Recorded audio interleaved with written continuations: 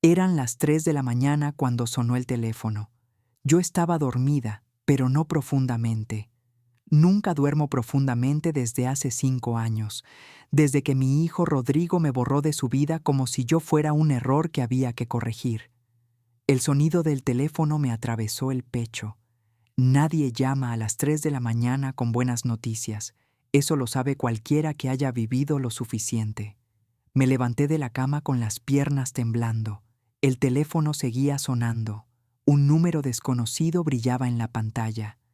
Contesté, y la voz que escuché del otro lado me dejó helada. Era Rodrigo, mi hijo, después de 5 años de silencio absoluto. Pero no era la voz arrogante y fría que recordaba. Era la voz de un hombre destruido, un hombre que lloraba como no lloraba desde que era niño.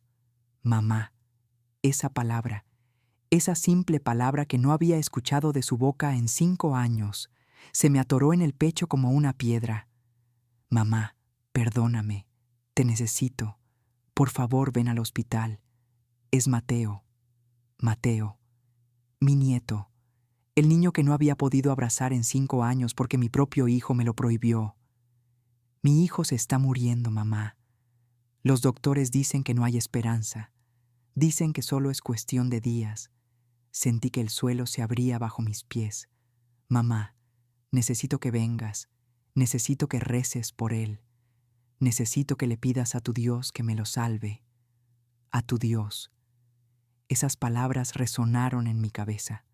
El mismo Dios que él me dijo que no existía, el mismo Dios del que se burló frente a toda su familia, el mismo Dios por el que me prohibió ver a mi nieto. Por favor, mamá, por favor, no tengo a nadie más. No lo pensé, no lo dudé. No recordé las humillaciones ni las palabras crueles, solo dije, voy para allá, hijo. Colgué el teléfono, me vestí en la oscuridad. Tomé mi rosario del altar donde había rezado cada noche durante 5 años por ese hijo que me había abandonado, y mientras esperaba el taxi que me llevaría al hospital, lloré. Pero no lloré de tristeza. Lloré porque Dios había escuchado mis oraciones. Mi nombre es María del Socorro Rivera. Tengo 67 años. Todo el mundo me dice Coquito. Soy una mujer simple. Trabajé 30 años en una tortillería. No tengo estudios universitarios, ni dinero, ni propiedades lujosas. Lo único que tengo es mi fe. Una fe que mi hijo despreció. Una fe de la que se burló. Una fe que él juró arrancar de su vida y de la vida de su hijo. Tu Dios no existe, mamá. Deja de creer en tonterías. Esas fueron sus palabras exactas hace 5 años. Las palabras que me clavó en el corazón como cuchillos. Pero yo nunca dejé de rezar por él, ni un solo día, ni cuando el dolor era tan grande que no podía ni levantarme de la cama, ni cuando las vecinas me decían que estaba perdiendo el tiempo. Cada noche, sin falta, me arrodillaba frente a mi altar y le pedía a Dios, Señor, protege a mi hijo, abre sus ojos, tráelo de vuelta a mí.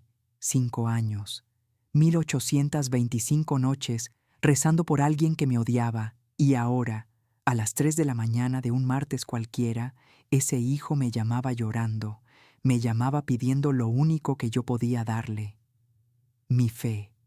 Esta es mi historia, la historia de una madre que nunca dejó de creer, la historia de un hijo que tuvo que perderlo todo para encontrar lo que realmente importaba. Y la historia de cómo Dios me demostró que ninguna oración se pierde en el silencio.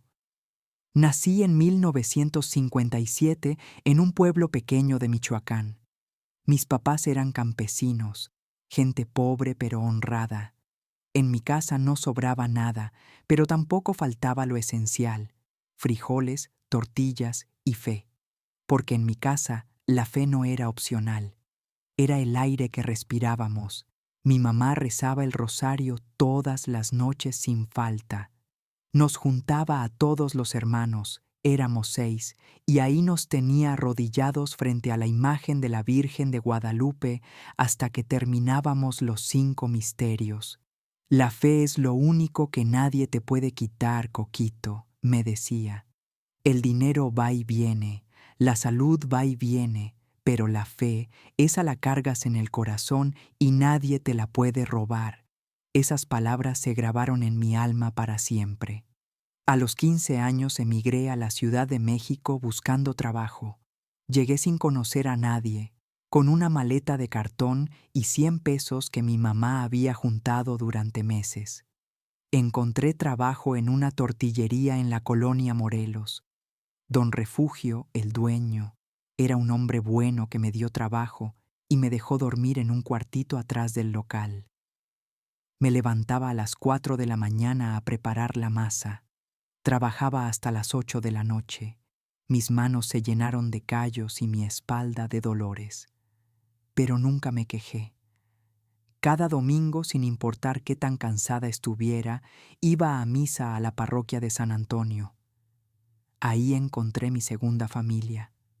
Ahí encontré paz. Y ahí conocí a Tomás. Mi Tomás, el amor de mi vida. Era un hombre moreno, de bigote tupido y manos grandes. Trabajaba como mecánico en un taller cerca de la tortillería. Venía cada mañana a comprar sus tortillas y siempre me decía algo bonito. Buenos días, señorita de la sonrisa bonita. Yo me ponía roja como jitomate. Don Refugio se reía de mí. Nos casamos en 1978. Yo tenía 21 años, él tenía 25. La boda fue humilde. No hubo vestido caro ni banquete lujoso, solo una misa sencilla y una comida en casa de mi suegra. Pero ese día fui la mujer más feliz del mundo. Tomás y yo construimos nuestra vida juntos ladrillo a ladrillo. Compramos una casita pequeña en la colonia Gertrudis Sánchez. 2 cuartos, un baño, una cocina diminuta. No era nada del otro mundo, pero era nuestra. En 1980 nació Daniel, nuestro primer hijo, y en 1984 llegó Rodrigo, mi niño. Desde que nació supe que era diferente. Era más inquieto que Daniel, más curioso, más rebelde. Siempre cuestionaba todo. ¿Por qué tenemos que ir a misa, mamá? ¿Por qué tengo que rezar? ¿Por qué Dios permite que haya gente pobre? Yo trataba de explicarle. Le hablaba de la fe, de la esperanza, de confiar en un plan más grande que nosotros. Pero Rodrigo siempre me miraba con esos ojos escépticos que me hacían sentir que no le llegaban mis palabras. Tomás murió en el 2007, infarto fulminante. Se fue dormido, sin dolor, sin despedirse. Me dejó sola a los 50 años con 2 hijos ya grandes y una casa vacía. Ese fue el momento más difícil de mi vida, pero mi fe me sostuvo. Cada noche rezaba y sentía que Tomás estaba ahí, en algún lugar, esperándome. Daniel, mi hijo mayor, siempre fue mi apoyo. Él heredó la fe de su padre. Iba a misa conmigo, me acompañaba a las posadas. Nunca se avergonzó de su madre humilde. Pero Rodrigo era otra historia. Cuando conoció a Valentina, algo cambió en él, y mi vida cambió para siempre. Para que entiendan lo que pasó después, necesito contarles qué significa la fe para mí. No es solo ir a misa los domingos, no es solo tener un altar con veladoras en mi cuarto. Es algo más profundo. Es la raíz que me sostiene cuando todo lo demás se derrumba. Cuando Tomás murió, la gente me preguntaba cómo podía seguir sonriendo, cómo podía levantarme cada mañana, cómo podía seguir adelante, y yo les respondía, porque Dios camina conmigo. No es que no sintiera dolor. Claro que lo sentía. Había noches que lloraba hasta quedarme seca. Había mañanas que no quería abrir los ojos, pero siempre, siempre encontraba fuerzas en la oración. Mi altar es pequeño, una repisa de madera con una imagen de la Virgen de Guadalupe en el centro.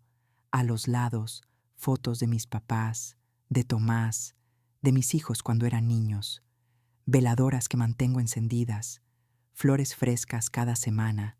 Es mi rincón sagrado, mi refugio. Cada noche, antes de dormir, me arrodillo frente a ese altar y hablo con Dios como si fuera un amigo.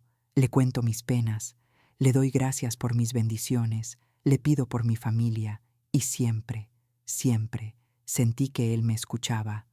El padre Benjamín, el sacerdote de mi parroquia, me conoce desde hace más de 30 años.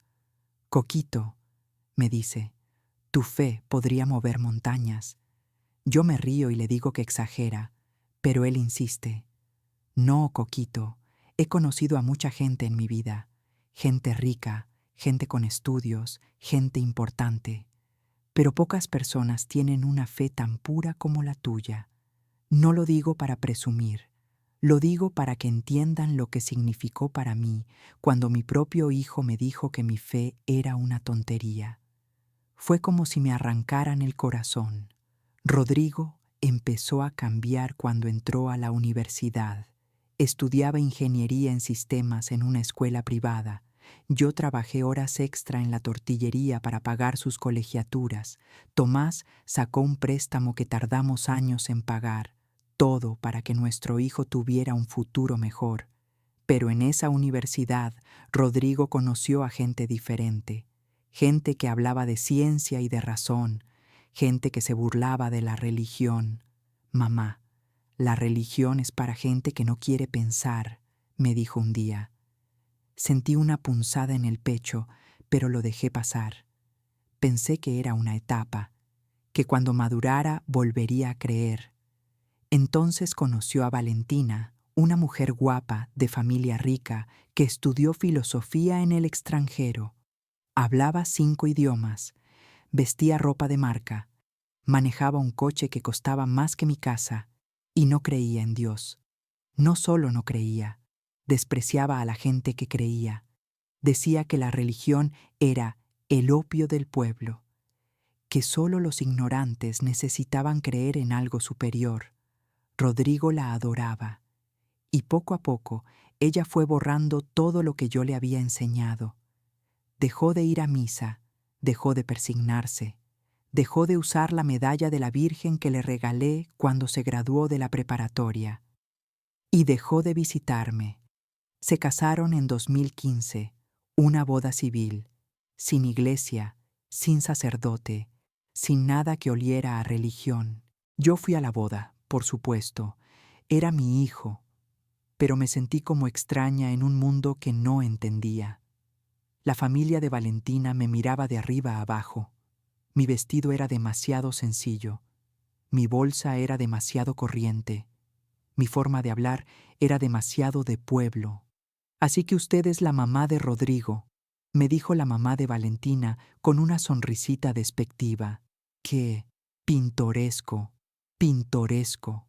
Como si yo fuera un adorno folclórico. Rodrigo no me defendió. Estaba demasiado ocupado impresionando a su nueva familia política. Después de la boda, las visitas se hicieron cada vez más escasas. Rodrigo ya no venía a comer los domingos, ya no me llamaba para saber cómo estaba. Si yo lo llamaba, siempre tenía prisa. Ahorita no puedo, mamá, estoy ocupado. Luego te llamo, mamá. Este fin de semana no se puede, mamá, tenemos compromiso. Siempre había una excusa. En 2017 nació Mateo, mi nieto, el primer hijo de mi hijo menor. Cuando me enteré, lloré de felicidad. Fui corriendo a comprarle un roponcito y una medalla de bautizo. Quería conocerlo, quería cargarlo, quería enseñarle las mismas oraciones que mi mamá me enseñó a mí. Pero Valentina no me dejaba acercarme. Suegra, el bebé es muy delicado, no puede recibir visitas. Suegra, Mateo está dormido, mejor venga otro día. Suegra, estamos muy cansados, la llamamos cuando sea buen momento. El buen momento nunca llegaba. Pasaron meses antes de que pudiera ver a mi nieto, y cuando finalmente lo vi, Valentina no me dejó ni cargarlo. Es que usted no sabe cómo agarrarlo, mejor solo mírelo. Solo mirarlo, a mi propio nieto. Daniel me decía que no me preocupara, que Rodrigo iba a recapacitar, que era cuestión de tiempo, pero yo veía cómo mi hijo se alejaba cada vez más, cómo me miraba con vergüenza cuando estaba frente a sus suegros, cómo se reía de las cosas que antes respetaba. Un día fui a su casa a llevarle un mole que preparé con mis propias manos, la receta de mi mamá, el mismo mole que Rodrigo amaba cuando era niño. Valentina abrió la puerta y miró el traste con asco. «Ay, suegra, no se hubiera molestado. Aquí no comemos esas cosas. Rodrigo ahora cuida su alimentación. Eso tiene mucha grasa». Tomó el traste como si fuera basura y lo dejó en la cocina. Sé que lo tiró a la basura porque mi traste apareció semanas después, vacío, en una bolsa que me mandó con el chofer. Pero lo peor estaba por venir. Un domingo, Rodrigo me invitó a comer a su casa. Me sorprendió porque hacía meses que no me invitaba a nada. Me arreglé con mi mejor vestido y fui ilusionada. Cuando llegué, Mateo ya tenía 3 años. Era un niño hermoso, con los ojos de su padre y la sonrisa de su abuelo Tomás. En un momento, mientras Valentina hablaba por teléfono en la sala, me llevé a Mateo a su cuarto. Quería mostrarle una estampita de la Virgen que le había traído. Quería enseñarle a persignarse. «Mira, mi amor, repite conmigo. En el nombre del Padre, del Hijo y del Espíritu Santo». El niño repetía con su vocecita tierna. Me llenaba el corazón de alegría, y entonces entró Rodrigo. Su cara se transformó, se puso rojo de furia. Me arrebató al niño de los brazos y empezó a gritarme: «Mamá, ¿qué estás haciendo?». «Solo le estaba enseñando a persignarse, hijo, como yo te enseñé a ti». «Eso es exactamente lo que no quiero». Me tomó del brazo y me sacó del cuarto. Mateo empezó a llorar. Valentina apareció con esa sonrisita de satisfacción que nunca olvidaré. Y entonces mi hijo dijo las palabras que me destrozaron. «Mamá, escúchame bien porque solo te lo voy a decir una vez. Tu Dios no existe. Deja de creer en tonterías. No quiero que le metas esas ideas estúpidas a mi hijo. La religión es para gente ignorante, mamá. Y mientras yo viva, Mateo no va a pisar una iglesia, ni va a rezar, ni va a creer en tu diosito inventado». Sentí que me caía un balde de agua helada. «Rodrigo, hijo, yo solo quiero...». «No, mamá, ya basta. Si quieres seguir viendo a tu nieto, vas a tener que respetar nuestras reglas. Nada de religión, nada de iglesias, nada de estampitas, ni rosarios, ni medallitas. ¿Está claro?». Valentina intervino con su voz venenosa.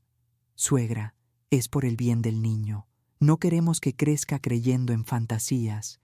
Miré a mi hijo. Busqué en sus ojos algún rastro del niño que yo había criado, del niño que rezaba conmigo antes de dormir, del niño que me pedía que le contara historias de santos. No encontré nada. «Está bien, hijo», dije con la voz quebrada. «Voy a respetar tus reglas». Pero Rodrigo no había terminado. «Hay algo más, mamá. Valentina y yo lo hemos platicado. Creemos que es mejor que no veas a Mateo por un tiempo. Tu fanatismo religioso es una mala influencia. Hasta que no dejes esas creencias absurdas, no puedes ser parte de la vida de mi hijo». Esa fue la última vez que vi a mi nieto. Esa fue la última vez que vi a Rodrigo, hasta aquella llamada a las 3 de la mañana, 5 años después. Lo que siguió fueron los 5 años más largos de mi vida.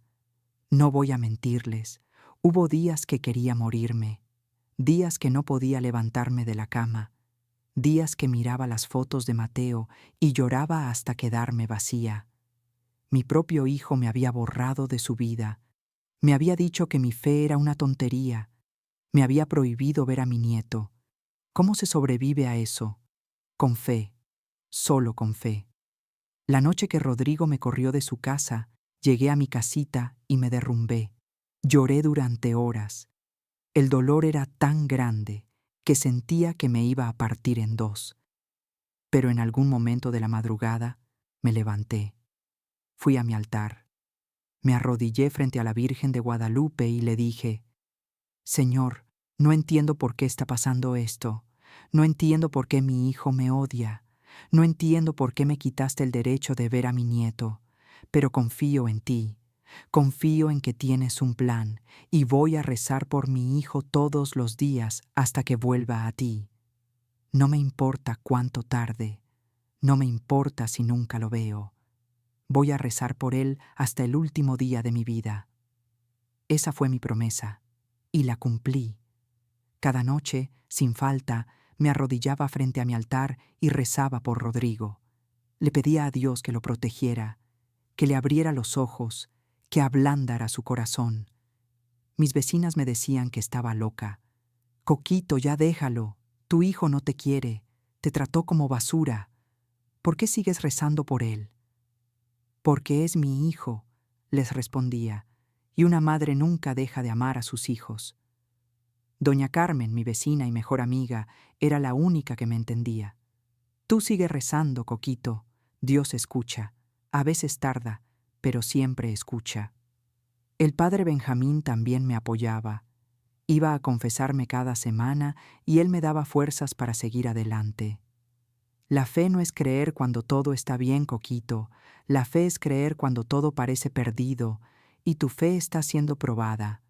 No te rindas. Hubo noches que dudé. No voy a negarlo.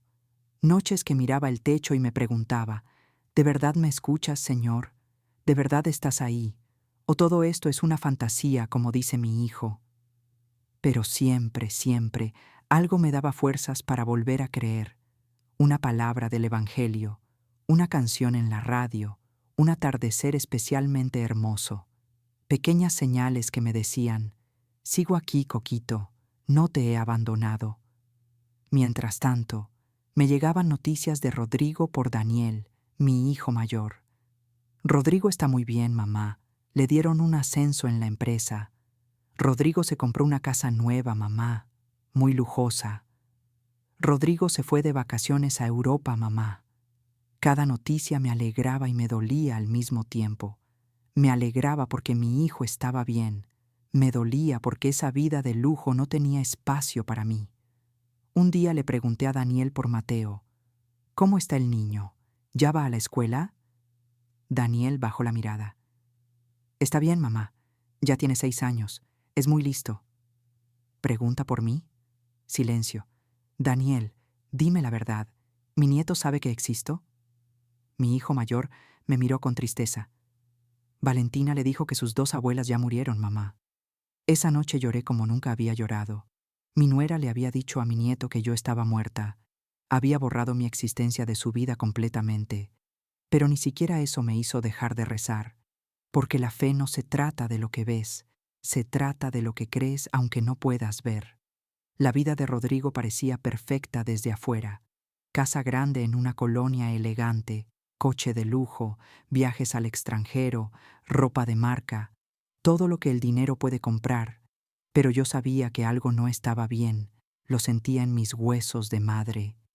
Daniel me contaba que Rodrigo trabajaba demasiado, que casi no veía a su familia, que Valentina se la pasaba gastando dinero en cosas inútiles. No son felices, mamá, me decía Daniel. Tienen todo y no tienen nada. Yo seguía rezando. Entonces llegó la noticia. Mateo, mi nieto, empezó a sentirse mal. Tenía 8 años. Se cansaba mucho. Tenía moretones que aparecían sin razón. Perdía peso. Valentina pensó que era flojera. Este niño no quiere ir a la escuela, decía, pero Rodrigo lo llevó al doctor, y el diagnóstico fue devastador. Leucemia, cáncer en la sangre, etapa avanzada. Cuando Daniel me contó, sentí que el mundo se detenía. Mamá, Mateo está muy enfermo. Los doctores dicen que necesita quimioterapia urgente, pero el pronóstico no es bueno. Mi nieto, mi pequeño Mateo, el niño que no había podido abrazar en 5 años, el niño que creía que yo estaba muerta. Esa noche recé como nunca había rezado en mi vida. Me arrodillé frente a mi altar y le hablé a Dios con el corazón en la mano. Señor, sé que no entiendo tus caminos, sé que todo tiene un propósito, pero te suplico, te imploro, no te lleves a ese niño. Es inocente, no tiene culpa de los errores de sus padres. Si alguien tiene que sufrir, que sea yo. Llévame a mí si quieres. Pero deja que Mateo viva. Recé durante horas, hasta que salió el sol. Mientras tanto, la vida perfecta de Rodrigo se derrumbaba. Valentina no soportó la presión. Cuando vio que su hijo estaba enfermo de verdad, cuando entendió que no era un catarro que se cura con jarabe, empezó a alejarse. Yo no firmé para esto, le dijo a Rodrigo según me contó Daniel. No puedo ver a mi hijo así. Me destruye. Y un día, simplemente se fue. Dejó a Rodrigo solo con un niño enfermo de cáncer. Le dejó una carta que decía: necesito encontrarme a mí misma. No puedo ser la mamá que Mateo necesita. Es mejor que me vaya antes de hacerle más daño. Egoísmo puro. Cobardía disfrazada de bienestar emocional. Rodrigo se quedó solo, sin esposa, con un hijo muriendo, sin saber a quién recurrir. Sus amigos ricos desaparecieron. La familia de Valentina lo culpó por el fracaso del matrimonio. Sus socios del trabajo le dijeron que se tomara el tiempo que necesitara, que ellos cubrirían sus proyectos. Traducción: ya no lo necesitaban.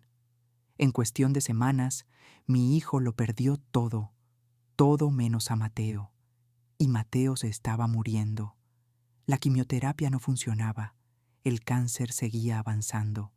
Los doctores empezaron a hablar de cuidados paliativos, de hacer cómodo al niño, de despedirse. Rodrigo estaba destruido. Daniel me contaba que no comía, que no dormía, que pasaba los días en el hospital viendo a su hijo consumirse. Mamá, Rodrigo está muy mal, me dijo Daniel una noche. Creo que deberías intentar hablarle. Él no quiere saber nada de mí, hijo. Las cosas han cambiado, mamá. Valentina lo abandonó. Mateo está muriendo. Rodrigo está solo. Tal vez ahora sí te escuche. Pero yo no lo busqué, no porque no quisiera, sino porque sabía que tenía que ser él quien diera el primer paso. Seguí rezando, cada noche, cada mañana, cada momento libre, y entonces, a las 3 de la mañana de un martes, sonó el teléfono. El taxi me dejó en la entrada del hospital a las 4 de la mañana. Era un edificio enorme, frío, lleno de luces blancas que lastimaban los ojos. Olía a desinfectante y a tristeza. Pregunté en recepción por Mateo Rivera. La enfermera me miró con compasión. Tercer piso, oncología pediátrica, habitación 312. Oncología pediátrica, donde van los niños con cáncer. Subí en el elevador con el corazón latiéndome en la garganta. Apreté mi rosario tan fuerte que las cuentas se me encajaron en la palma. Cuando salí al tercer piso, lo vi. Rodrigo estaba sentado en una banca del pasillo. Tenía la cara hundida, los ojos rojos, la barba de días. El hombre exitoso y arrogante que me había corrido de su casa ahora parecía un mendigo. Me vio y se levantó. Nos quedamos mirando el uno al otro durante lo que pareció una eternidad. Y entonces mi hijo, mi niño, el hombre que me dijo que mi Dios no existía, corrió hacia mí y me abrazó. Mamá, mamá, perdóname. Lloraba como no lloraba desde que era niño. Su cuerpo temblaba contra el mío. Perdóname, mamá, fui un idiota, fui un maldito idiota. Te traté horrible, te dije cosas horribles, y ahora mi hijo se está muriendo y no sé qué hacer. Lo abracé con todas mis fuerzas. Ya, hijo, ya estoy aquí. Mamá, los doctores dicen que no hay esperanza, dicen que solo es cuestión de días. Mi niño, mamá, mi Mateo. Me separé un poco y lo miré a los ojos. Rodrigo, escúchame. Mientras haya vida, hay esperanza. Y mientras haya esperanza, hay Dios. Él negó con la cabeza. Mamá, yo no sé si creo en Dios. No sé si existe. No sé nada. No importa lo que tú creas, hijo. Importa lo que yo creo. Y yo creo que Dios puede hacer milagros. ¿Me dejas ver a Mateo? Rodrigo asintió. Me llevó a la habitación 312 y ahí estaba mi nieto, un niño de 8 años conectado a máquinas, flaco, pálido, sin cabello por la quimioterapia, pero con los mismos ojos de su abuelo Tomás. Me acerqué a la cama. Tomé su manita fría entre las mías. Hola, mi amor, soy tu abuelita Coquito. El niño abrió los ojos, me miró confundido. ¿Mi abuelita? Pero mi mamá dijo que mis abuelitas están en el cielo. Sentí una punzada en el pecho, pero no dejé que me viera llorar. Tu mamá se equivocó, mi amor. Tu abuelita está aquí y te va a cuidar. Mateo sonrió débilmente. ¿Me vas a contar un cuento? Te voy a contar el mejor cuento de todos, mi amor. El cuento de un Dios que ama a los niños más que a nadie en el mundo.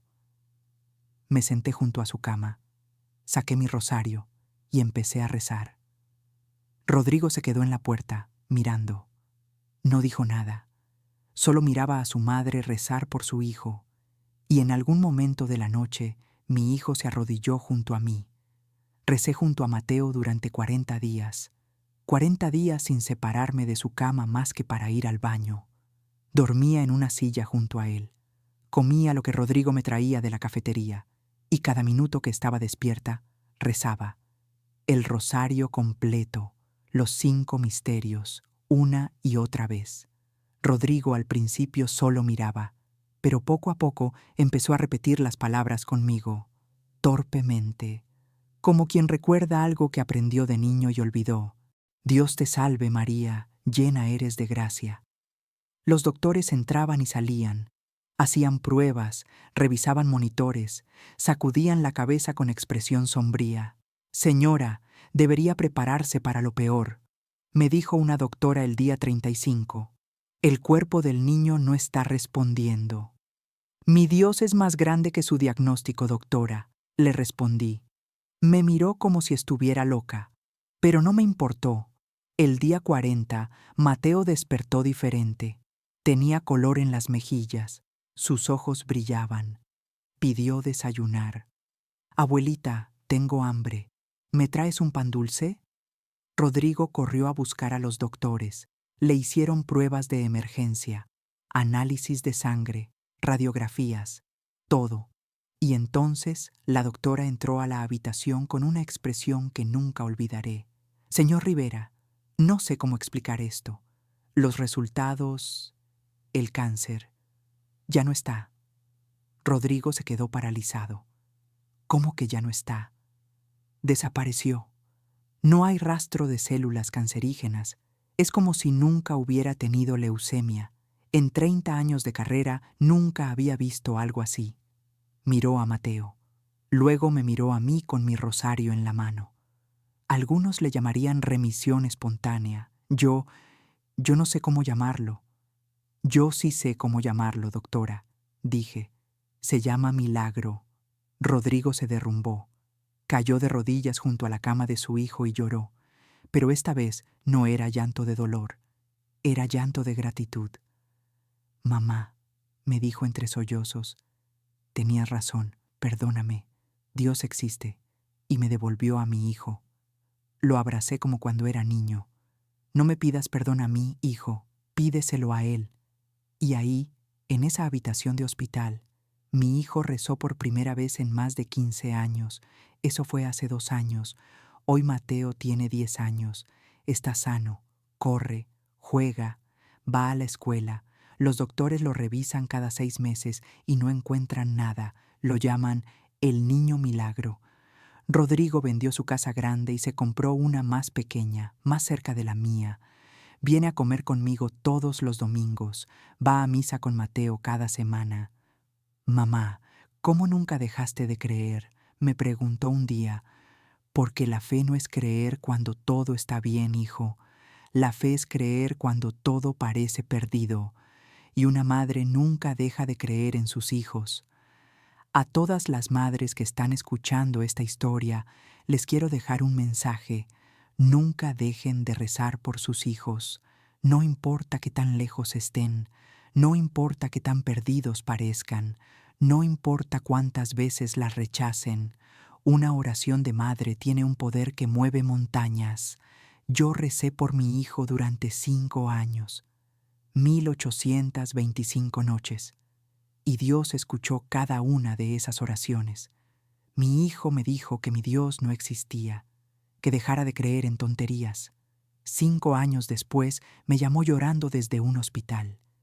Y mi Dios, ese que supuestamente no existía, le salvó la vida a su hijo. Nunca dejen de creer, nunca dejen de rezar, nunca pierdan la fe, porque el que persevera, alcanza. Gracias por escuchar mi historia. Nos vemos en la próxima.